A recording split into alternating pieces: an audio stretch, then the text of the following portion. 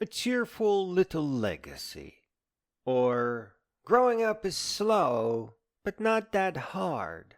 You just have to keep at it.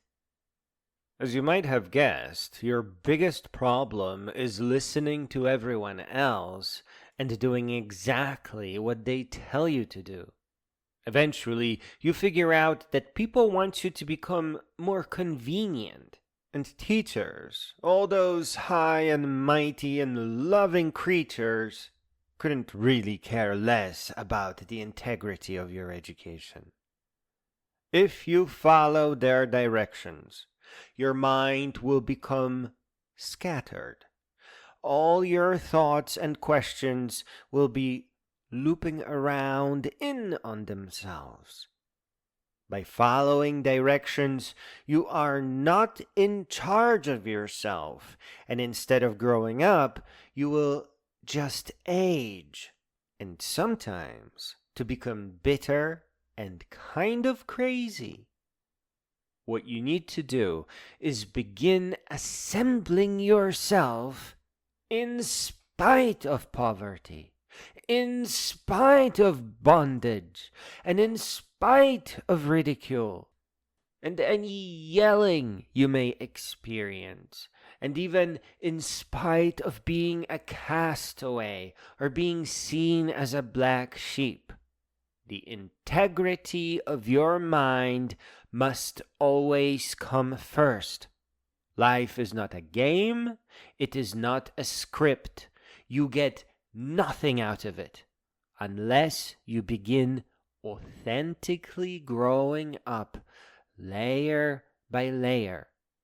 This is not some great challenge, not a great punishment.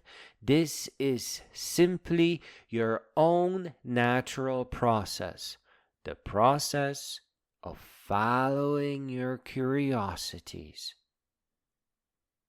Life will never be easy. It never gets easy. Challenges will always arise, and as time progresses, they will be greater and greater and more involved and more complex.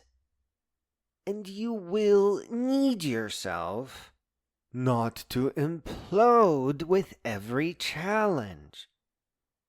That means massive amounts of unbreakable content of character that can only be begotten by the pursuit of your own curiosities.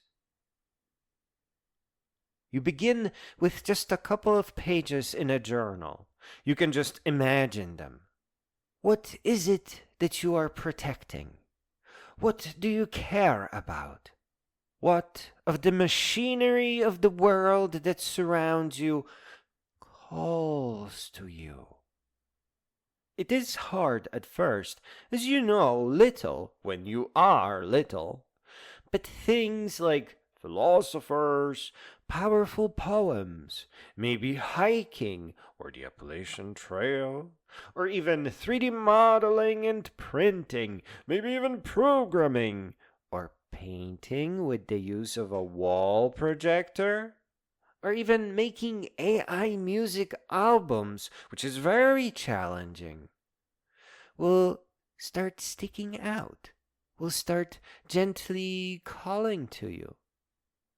And those are going to be your first steps on the first layer, or the first level, or the first plateau.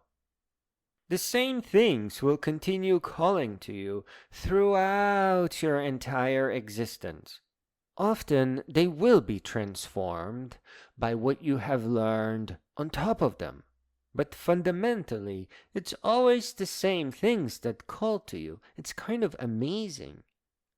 And each time you circle around, revisiting all the things that you hold dear, not only do you learn more, but bring more of what you have learned from your other curiosities.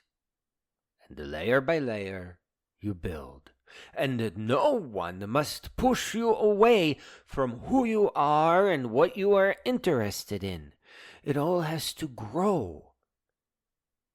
When teachers tell you what to learn and in what sequence and when to stop, or parents tell you who you need to become in life, they are actually endangering your mind, endangering your extremely delicate ecosystem right inside of your mind.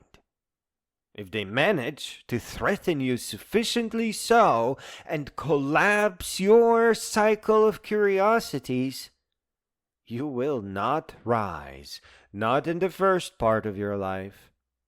You will instead scatter. There will be fear, doubt, disbelief, loneliness, and confusion. People will come to tell you what to do, but you will always suspect that they are just telling you this to make their own lives a tiny little bit more convenient. No matter what anybody ever tells you, you start growing from your very own center, and you move on up. People actually forget to learn. They aren't reminded of their intellectual inheritance in the shape of thousands of books, all written by clear-thinking, non-religious intellectuals who actually got somewhere in life.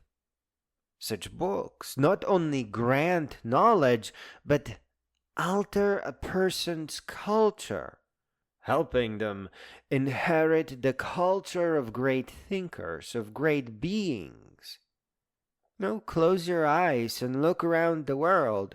Lots of people start at different levels in areas with different levels of education.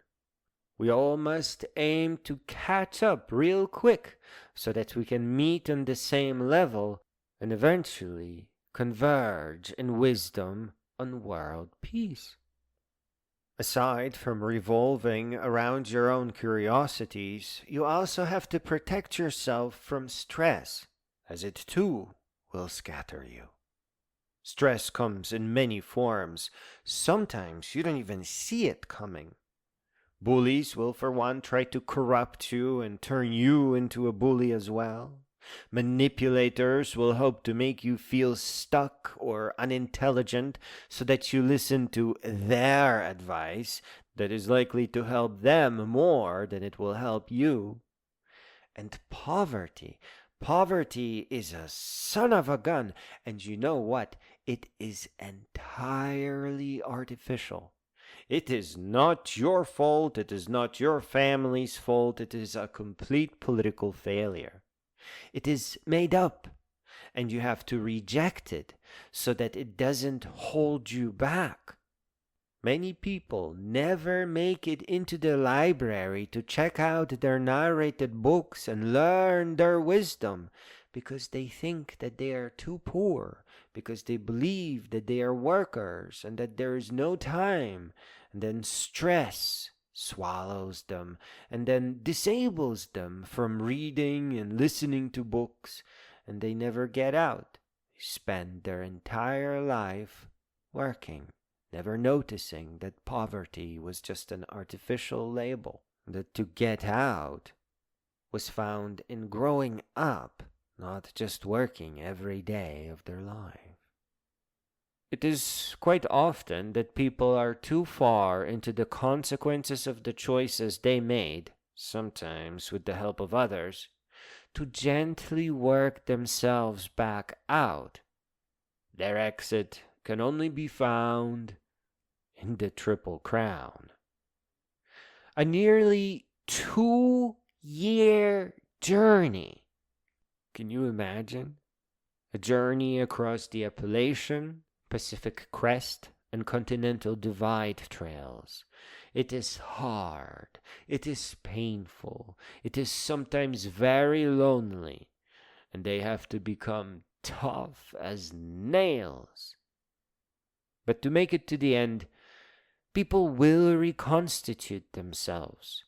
They will become who they once were, and they will resume where they left off. They will start rising towards who they hope to be. In a word, they will find themselves again. For the rest of us and the others who catch up, day by day, we grow in wisdom. That is what growing up means. That is actually what being human means.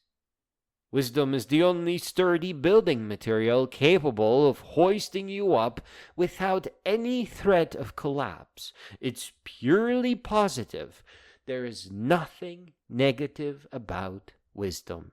Well, as far as good people are concerned, wisdom is absolutely the greatest threat to every liar and ruler and dictator. Wisdom has never asked anyone for donations or for tolerance of crimes. Wisdom does not have a label or a central organization with a pretty freaking bloody history. It is purely a positive force of enablement, of empowerment, of strength, of courage, of unbreakability, of clarity, and you know what? Of human beauty. Wisdom is beauty. Thus, the magnificent you, fueled by knowledge, in large part inherited from great beings, but also transformed by the culture of great beings, and touched by starry nights, you can't ignore what's above your head. You set off on a great interstellar, that's right, journey, not just as a human, but as a creature of the stars. It is an undeniable fact. To transform all your wisdom, all the wisdom you have inherited, discovered, and synthesized with who you are, who you have grown into by following your own path and your own curiosities. To transform your wisdom into something you share.